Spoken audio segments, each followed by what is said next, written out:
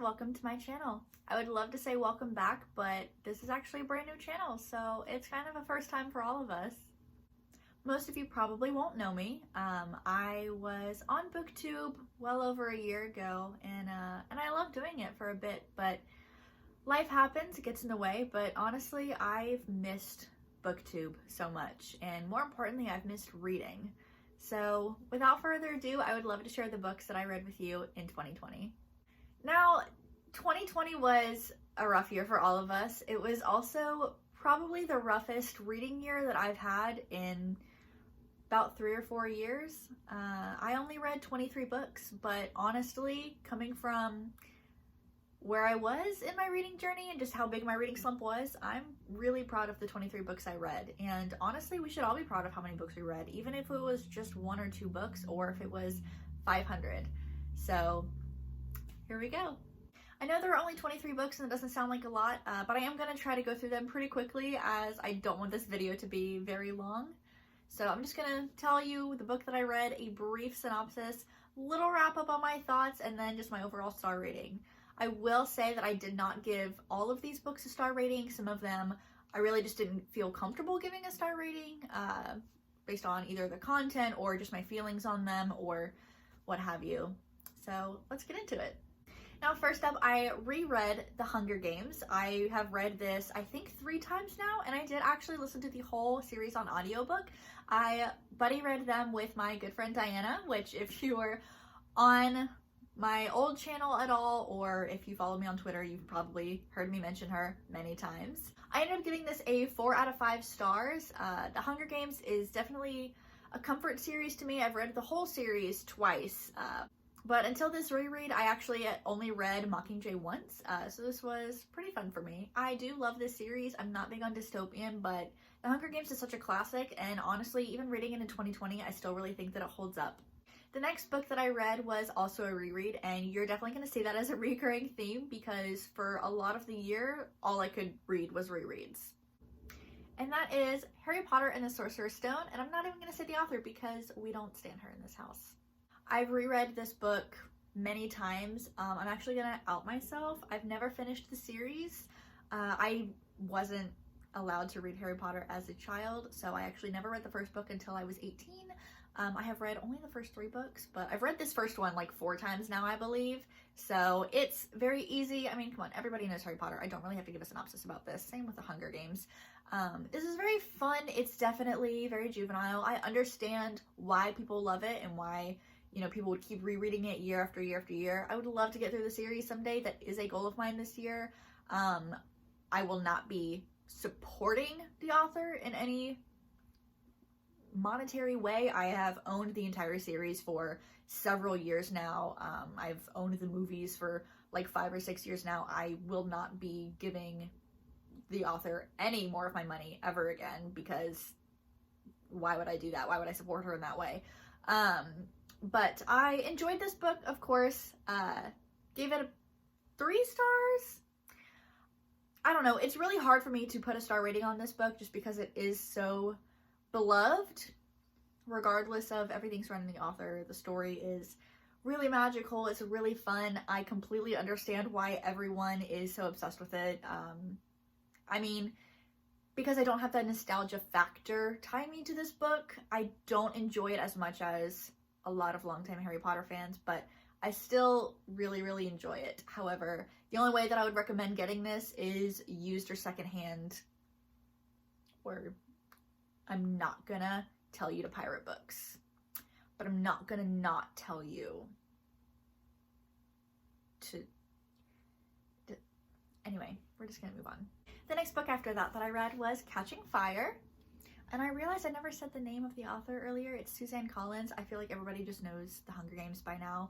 This is definitely my favorite book in the series, and even through my 3rd reread, I definitely still believe that. I still stand by that statement. This is my favorite book. I love just the games themselves, even though that's not even the biggest portion of this story. I just love how everyone kind of comes together and how you can see the rebellion forming. Come on, that's not a spoiler.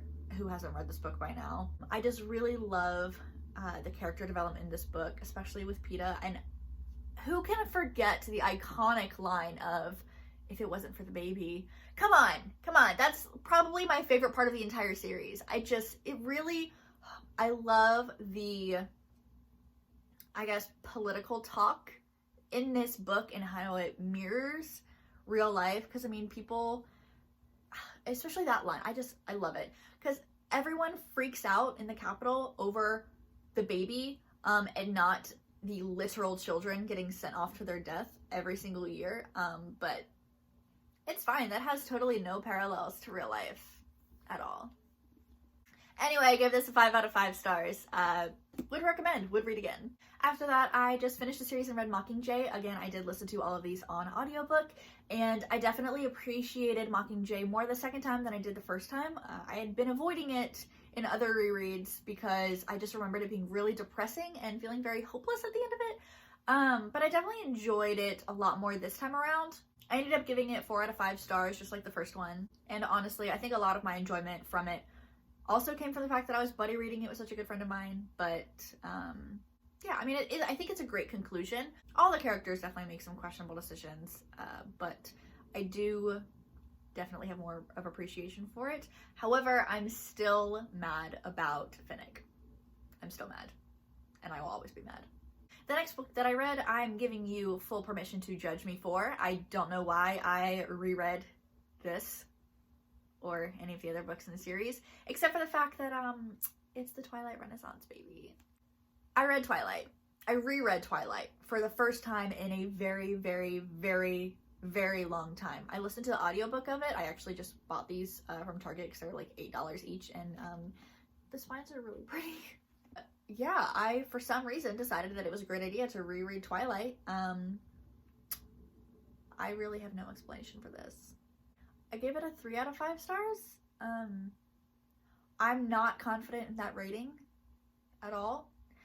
Everyone knows Twilight by now. I really don't feel like I have to go into the summary of it. With most of these books, these are like, the books that I've talked about so far are very, very well-known books. I don't think I've met anyone who doesn't know at least a little bit of what these books are about.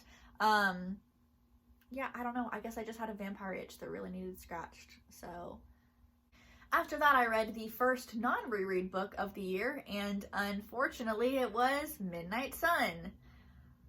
My friend bullied me into reading this with them. I gave it a 2 out of 5 stars. This was approximately 250 pages longer than it needed to be.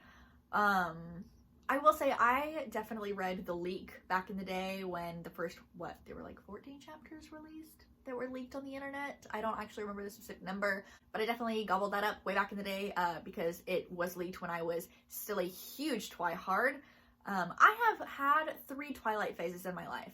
My hardcore Twilight phase, when I was reading the books and watching the movies for the first time. That's when I was reading Twilight pretty much every other week. I would reread it because I was insane. I don't know. I was going to the midnight premieres and just getting my hands on literally anything Twilight that I could. And then the second stage was my anti-Twilight phase, which I was stuck in for a very long time. And now I'm entering my third phase of Twilight-ness, and I'm not going to say that I love it, but like the nostalgia is just, it's great. And also I'm in a Twilight shitposting group on Facebook, and the memes are immaculate. So I will just say that. Midnight Sun, this is, for anyone who doesn't know, Edward's point of view of Twilight, and he is so hard to be in the brain of. I think Stephanie Meyer even said herself that she had trouble writing this book because of how depressing he is and being inside Edward's brain is. I think either this part wasn't included in the original leak or I just blocked it out of my brain, but I could not believe that Edward wanted to literally, he was planning and plotting on how to murder the entire biology class so that he could drink Bella's blood. What? There's not really a whole lot else I can say for this book except the fact that it was so freaking long. It was kind of cool, like, seeing different scenes from Twilight in Edward's perspective, and Bella was definitely much more interesting in Midnight Sun than she is in her own novels. So I will say that, and I'm kind of glad I read it simply for that fact. We just got a whole lot more depth out of her, which was really cool. I mean, we were seeing her from somebody's eyes who adored her versus her own, where she thought she was very boring. Yeah, other than that, not really a whole lot to say. I read it. It happened. It was a thing. Let's move on. Next up, we actually have a book that I reread. I read it for the third time in 2020, and that is Well Met by Jen DeLuca. I'm actually really sad that I never got to talk about this book on my former channel. This was literally the first book I read after I stopped making booktube content, and so I never got to scream about how much I love this book. Holy crap, I love this book. This is one of my favorite books of all time. I read it actually right before it came out because I got it from Book of the Month, and I actually had an e-arc of it, but forgot that I had an e-arc of it. Oh my god, I love this book. I don't relate to book characters. I enjoy books, I love the escapism. I don't relate to book characters. I related so much to Emily. Holy crap. We were about the same, well actually, we're the same age now, but when I read it a year ago, we were almost the same age, which normally adult romances, especially, the main characters are usually at least 26 years old. But she was 24 and 25 in this book, and I was almost 24 when I read it, I think, or freshly 23. I don't know. I don't remember when I read this for the first time. Either way, we're about the same age, which never happens, and we were just the same person. I feel like we had the same personality. We were in similar situations. She basically, the whole book is that Emily just got out of a relationship with this loser guy who promised her all these things and then went back on his promises. And she moves to this small town in Maryland to help her sister, who's like 14 years older than her, or 10 years older than her? I don't remember. She's a lot older than Emily. And she helps her because she just got in a car accident and she can't really like do much for herself, and she has a 14 or 15-year-old daughter, and so she's being a great aunt and helping out with her sister and her daughter, and she ends up getting roped into chaperoning the Renaissance fair that her niece wants to be involved in, and so she takes the role of a bar wench, and there is some enemies to lovers goodness, and oh man, a little tiny tidbit about my life. I actually, a couple years ago, moved away from Florida after a emotionally abusive relationship to go help my older sister, who's 9 years older than me, help raise her daughter. So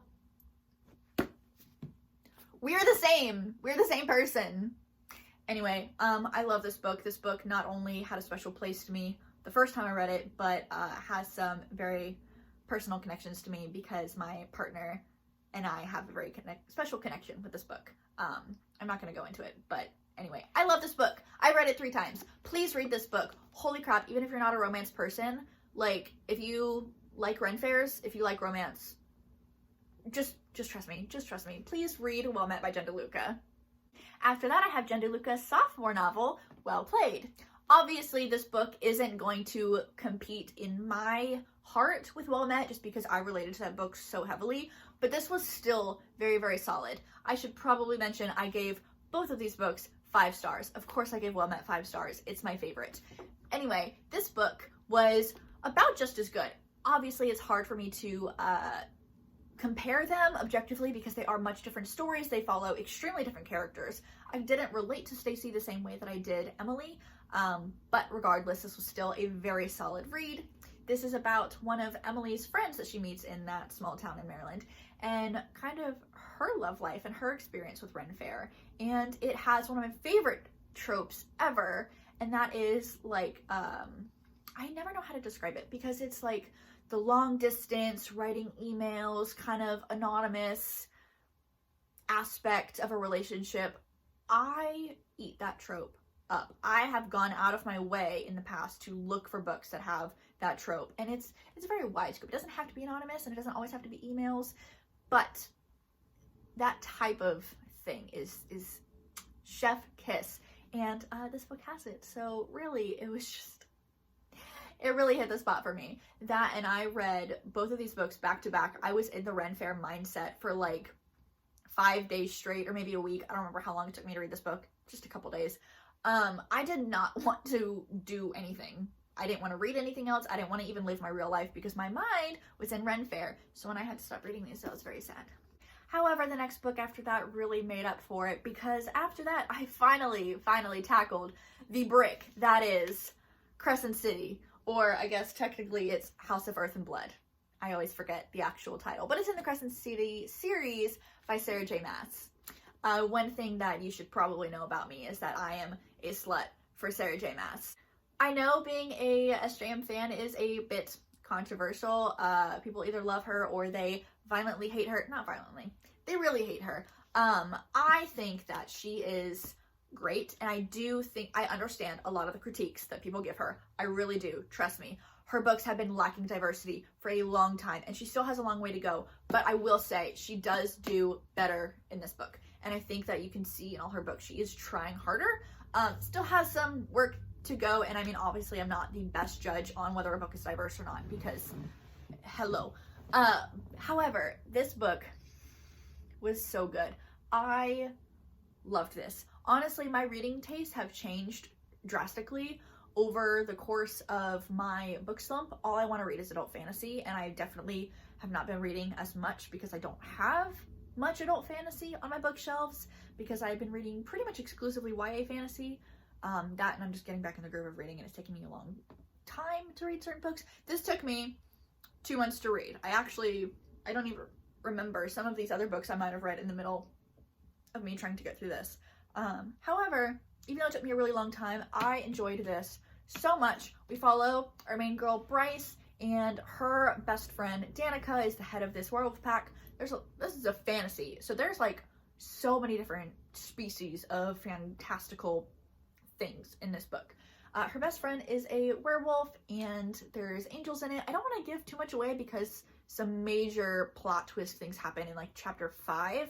There's some romance, there's some pining, there's some I don't want to be with you and I shouldn't be with you, but it happens anyway. Oh man, this was so good. This was so refreshing. I'm so happy that I finally picked this up because it was so good. Obviously, I give this 5 out of 5 stars. The next book that I read was From Blood and Ash by Jennifer L. Armentrout. Did I say that right? I did. I didn't even look. Wow. All right. For some reason, I always forget her name. Anyway, everyone was hyping this book up, so I decided to finally get it because it actually went on sale on ebook. The first 2 books were like $4 or $5 each, and I was like, hey, might as well. Everyone is raving about it. Plus, I've really gotten into this podcast called 2 Book Bitches. Oh my gosh. If you like podcasts and you don't listen to them, please listen to them. They're delightful. They're 2 girls. Their name is Kat and Cass. Sorry, women, because they're adults. Kat and Cass, and they read different books. They read a couple a month, and then they do podcasts on them. And that's actually what got me to read Crescent City finally, was because they were doing a podcast on them. They decided to do a podcast on From Blood and Ash, and that's why I finally read it. And I get the hype. I do. I gave it 4 out of 5 stars. I don't think it's the best book in the world. It's a fantasy, but only technically. It's definitely more of a romance, which it actually won the Goodreads romance category in 2020. Oh, hello. My cat came to say hi. Say hi, Lavender. He's just gonna vibe here with me for a bit. Anyway, this follows a girl named Poppy, and she is what's called the maiden of this fantastical kingdom. Basically, nobody can see her face. She can't have any fun. She can't do anything that a normal girl could do. All because she was born special, and we don't even really know what that means. But she sneaks out one night and meets this man named Hawk, who is part of the Royal Guard, I believe. And she's definitely not supposed to be in this place called the Red Pearl, which I think is some kind of like casino / sex club. I don't even know. But she meets him, and then he ends up becoming her personal Royal Guard, and shenanigans ensue. This was very romance heavy. Definitely don't read this if you don't like graphic sex scenes. They're not even that graphic, but still, if you don't feel comfy reading that in books, definitely stay away from this because this has a lot. But I really enjoyed it. I get the hype. This was a very fun read. I read it very quickly. The next book I read, I finally read it. I've had it on my shelf forever, but it's by one of my favorite authors, Elizabeth Acevedo, and that is With the Fire on High. This is actually her only book that is not in verse, but in prose, and did that make it any less good? No, absolutely not. This was phenomenal. I knew it would be. I don't know why I hadn't picked it up sooner, but This follows our main character, Imani, and she is a high school student who is also a mother to a 2-year-old girl, and she loves to cook. Her favorite thing in the world is cooking, and she really wants to go on this school field trip to Spain. And she's figuring out how she's going to pay for this, how she's going to take care of her daughter while she goes on this trip. All this, it features a pretty healthy co-parenting relationship, as she is not actually in a relationship with the father of her child, and there's a little bit of romance in here with another character, and it was just so good. I adore Elizabeth Acevedo's work. She is definitely one of my top auto-buy authors, and honestly, if you haven't read any of her work, please go read it. Even if you're not even big on YA fiction, please go read this book. It was so good. Oh my goodness, literally any of her books, pick one. They're all fantastic.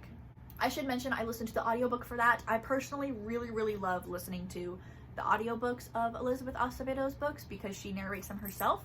I did read some of that physically. I listened to the whole audiobook, but every once in a while I would just sit down and actually read it physically along. But I will mention the audiobooks are absolutely fantastic. Would recommend, 10 out of 10. After that, the next book I read was, what is it called? A Kingdom of Flesh and Fire. This is the second book in the Blood and Ash series by Jennifer L. Armentrout, so it is the sequel to A Blood and Ash, and I'm not gonna really give a synopsis on it because it would spoil the first one, but Poppy and Hawk are in it still. This was even more graphic than the first book, so definitely stay away if you aren't into that kind of thing. This was good. I'm not gonna say that it was like, I don't know, I think I gave it 3.5 stars. I definitely, while I had more going on than the first book, it definitely took me a lot longer to get through than the first book. I think I enjoyed the first book a little bit more, but I am definitely still going to read the third book in the series as soon as it comes out. I think it comes out pretty soon, within the next couple of months. I'm actually not entirely sure, but I will definitely be picking it up because it is a just very fun series. I mean, it has some heavy parts in it and some very questionable aspects of Poppy and Hawk's relationship. I'm not gonna sit here and pretend that it's a great relationship because it's not. You know, do with that what you will. After that, I picked up Clap When You Land, which is Elizabeth Acevedo's newest release, and this follows two girls who don't know that they share a father, but find out when he dies on a plane crash. And they are in different parts of the world, one being in the Dominican Republic and one living in New York. They have very drastically different lives, and it's just about found family and just kind of coming together after a tragic incident. And these two girls have every right to hate each other because each of them took their father away for some period of time throughout the years. And yet they form a sisterly bond, and it's just really beautiful. I definitely was tearing up at the end of this book. It was so lovely. It is in verse, like her first book, The Poet-X, and I listened to the audiobook for this. Again, I actually listened to audiobook and physically read along the entire book, and it was such a beautiful experience. This was fantastic. I think, I don't know, it's hard to say which of her books is my favorite because The Poet-X really held a special place in my heart for so long, and it still does, but so does this one, and it's really hard to compare the two because the stories are just so different. Elizabeth Acevedo really has a way of making you fall for and relate to these characters, even though you've never been in the same situations as they have. Or at least I haven't. Most people haven't. However, you just really feel for these characters, and it's gorgeous. It's stunning. The next book I do have a physical copy of, but I am lending it to a friend, and that is How to Walk Away. I actually started reading this book over a year ago, and just finally finished it. I did actually restart it on a plane, and I mostly read with a little bit of skimming, but I read the entire book on the plane ride. It was really good, actually. I only give it 4 out of 5 stars just because it's not like it's the best thing I've ever read, but I did really enjoy the story. This book follows a woman named Margaret who is engaged to this perfect all-American boy named Chip. They have this picture-perfect relationship, and she knows that he is about to ask her to marry him. And this is not a spoiler because it happens literally in the first chapter. He is training to become a pilot, and her worst fear in the world is flying.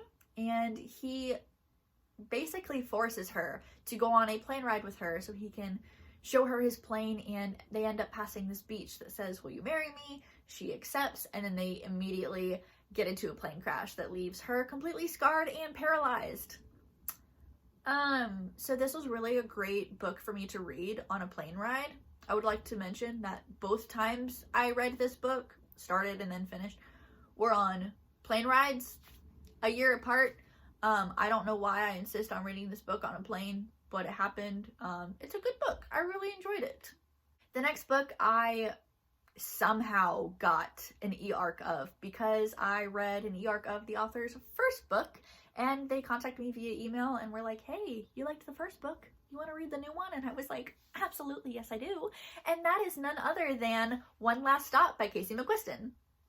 I am so blessed that I got to read this book because holy crap, I want to live in this novel. I really adore the way that Casey writes characters.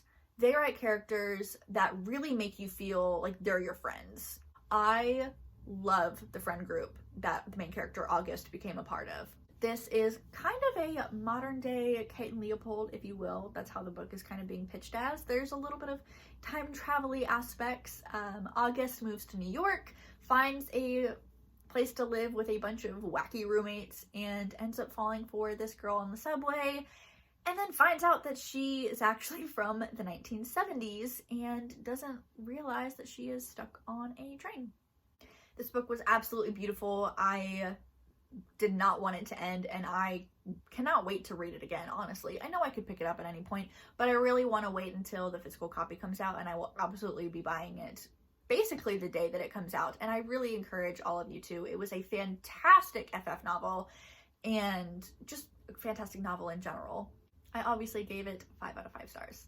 The next book I apparently started in February of 2020, but it literally feels like it took me a year and a half to read, and I didn't finish it until November of 2020.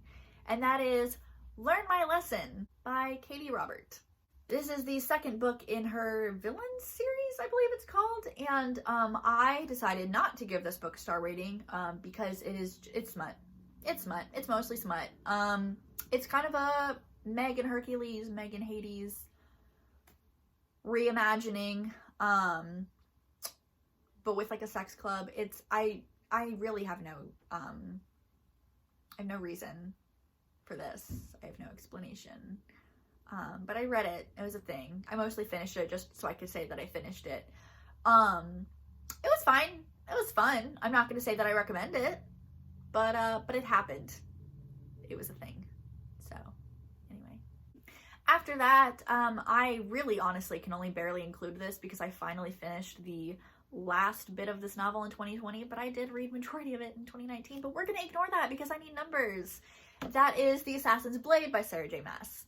I finally finished I think it's the 5th novella. It's the last novella in this book. It's a series of novellas that take place before the events of the Throne of Glass series, and to follow our main lady, Selena, who is the best assassin in the kingdom that she lives in. I was avoiding the last one for so long because I knew what was going to happen. I knew who was going to die, and I knew that it would hurt me. So I put it off for as long as I possibly could, but I was like, you know what? I really want to read the Throne of Glass series again and actually finally finish it because I never read the last 2 or 3 books. But I finally finished this, and it hurt. It hurt a lot. And I knew that it would.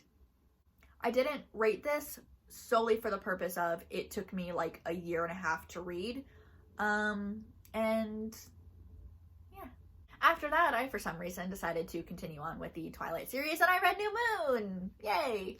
I will say, this was one of my least favorite books when I was in my first hardcore Twilight phase. I was Team Edward, 1000%. I could not care less about Jacob, so I think I only read this like 2 or 3 times, which compared to like the probably 27 times that I read Twilight was not very much. The only book I read less than this was Breaking Dawn, which I read all the way through once because I did not care about Jacob at all. And the plot twist of the century is that this was my favorite book of the series upon reread. I so thoroughly enjoyed Edward not being there.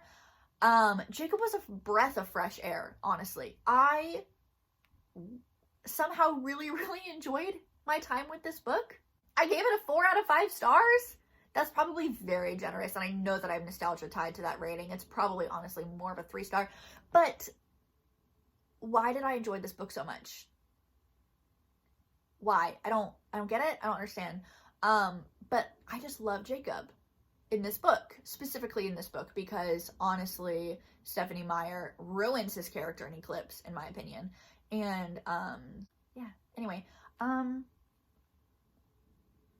don't really have much else to say. I don't know why I enjoyed this book so much. After that, I read The Henna Wars. Oh, fuck, who's it by? I am probably going to butcher this name, and I'm so sorry. I probably should have looked this up beforehand. But Adiba Jaigirdar. Oh man, I am so sorry. Anyway, this was a really cute female contemporary romance book between two girls. One is from Bangladesh and one is from Brazil, I believe, and they are actually both living in Ireland, attending the same school. They have a little bit of history there because I think they went to elementary school together. And our main girl really falls for the other girl, but realizes that she is appropriating her culture by designing, selling henna. And there's a school competition. They both decide to do henna businesses, and it's a really beautiful exploration of falling for someone who is very obviously appropriating your culture. And it was really, really cool learning about all the different aspects of henna and just diving into each of their cultures. I really enjoyed this. This was absolutely adorable, and I read this in like 2 days, I think. I gave this 4 out of 5 stars. I definitely feel like it was on the younger scale of young adult, but I mean, does that make it any less good? No, this was really cute. After that, I wanted to pick up a fun holiday novel, and so I picked up In a Daze by Christina Lauren. This one I was really expecting to love. I've heard so many good things about it. It was a fun holiday read, I'll give it that. I really did have fun reading this, however, I just don't feel like it was super memorable. It's kind of a Groundhog Day-esque story. Our main girl, May, I believe her name is, every year her family and their family friends all go to the same cabin, and they all spend Christmas together, and she ends up making out with one of the family friends who is her age. Meanwhile, she's always had a crush on that guy's older brother. It gets a little messy. They find out that they're selling the cabin, and on the drive home, they actually get in a car wreck. She wakes up on the plane ride to the cabin a week before. So she ends up restarting a couple times. I will say the thing that I disliked most about this book was that I actually wish that it had restarted a few more times. Because when I realized that we weren't going to restart again, I was like, oh, okay, well, all right. I don't know. I feel like this book could have been more. I don't know if I mentioned, I gave it 3 stars out of 5. It was fun. I really enjoyed it. I know a lot of people gave this 5 stars. I also just don't think I was in the headspace to read this book because all I wanted to do was read fantasy. And I was hyper fixating on a very specific book that I actually finished in 2021, so I'll not be talking about it in this video. And so it just, I don't know, it kind of underwhelmed me, honestly. After that, I read Eclipse by Stephenie Meyer. Honestly, this used to be my favorite book when I was younger out of the series, and I think I liked this the least, and it made me not even want to continue on to Breaking Dawn, so I don't even know if I'll do that or not. But I don't know, this was just, it was so long for no reason. I felt very underwhelmed with the story, with just everything. I don't know, I really don't have much to say about this. Like, I read it to read it, and I don't know. I give it 3 out of 5 stars, but does it really deserve that? Probably not. Alright, we're on the last 2 books, and the second to last is actually just a short story, and that is The Yellow Wallpaper, and that is by, oh, okay, Charlotte Perkins Gilman? Yes, sorry, Goodreads format's name's weird. Charlotte Perkins Gilman. I've had this ebook for quite a while, actually, but I finally read it when Murphy was talking about it over on her channel, and it just really intrigued me, and I was like, what, 16 pages? I can absolutely read that right now. It ended up being more like 30 to 40 on my Kindle, but regardless. I don't really know how to describe this book since it is so short. I think it's technically a, what is it, gothic horror? What? I don't know what genre it is. It's gothic thriller? maybe? Cool. I don't know. I don't read a ton of that stuff. I really don't read the genre at all. But it's this woman, and she is feeling very mentally unwell, and her husband is a doctor and decides that isolation is the best thing for her. So they move to this like remote place. They're temporarily moving there while their actual house is getting worked on, and she is stuck upstairs in this bedroom with atrocious yellow wallpaper. She hates it violently, and it starts to kind of play with her mind, and you just kind of watch her go insane. The story itself was really cool, but I actually kind of knew the backstory going into it. Murphy definitely explains it a lot better than I can, but apparently this woman, the author, was actually writing about her own experience with being mentally unwell, and a doctor told her to isolate herself, and she was like, hey, this is not good. And actually, because of this book, I think that doctors no longer recommend isolation for, I don't know if she had like depression or whatnot, but she was, you know, obviously there were some mental health issues there. But I just think that's a really cool thing, that a short story like this could just actually change how doctors treat people. I didn't give it a rating, one, because it was so short, and two, I don't know, I also felt like I was a little stupid for it. I don't know if it's just because I don't really read the genre, or if I just like don't get it. I enjoyed myself, but I don't feel comfortable giving it a rating. And I actually will not be giving a rating to the last book on the list, but I finally read The Hobbit. I am a fake fan. I grew up on the Lord of the Rings movies, and I saw all of the Hobbit movies in theaters, and I've watched them all multiple times. I love those movies. Those movies were my childhood. While people grew up on Harry Potter, I was growing up on Lord of the Rings. I have a freaking Hobbit hole tattooed on my leg. And I finally, at 24 years old, finally read The Hobbit. And I hate to admit, it was a little hard for me to get through, so I'm not gonna rate it. I am very appreciative of this book. I definitely respect this book, and I look forward to rereading it again in the future. And I've already actually started Fellowship of the Ring, and I already am so glad that I read this first, because it just really gives me more of an appreciation for it, since this was written so much earlier than the trilogy. Yeah, I think everybody knows The Hobbit. Bilbo Baggins goes on an adventure that he really doesn't want to go on, and he finds the ring, and it's delightful. It really is. The writing style is very hard to get into, and that's why I struggled with it so much.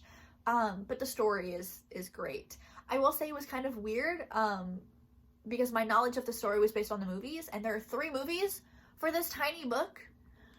So a lot of the things that I knew not everything was going to be in this book that was in the movies, but a lot of the things that I was expecting was not in here, like at all, or very little. So that was a little jarring. But regardless, I'm really happy I read this, and I can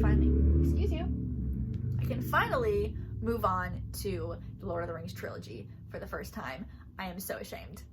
Thank you so much if you stuck with me for this long. I know this was a bit rough to get through, so thank you so much for everyone who has supported me in the past and is continuing to support me. You all mean so much to me, and hopefully I can make this a regular thing again. Thank you so much for watching, and I'll see you next time. Bye.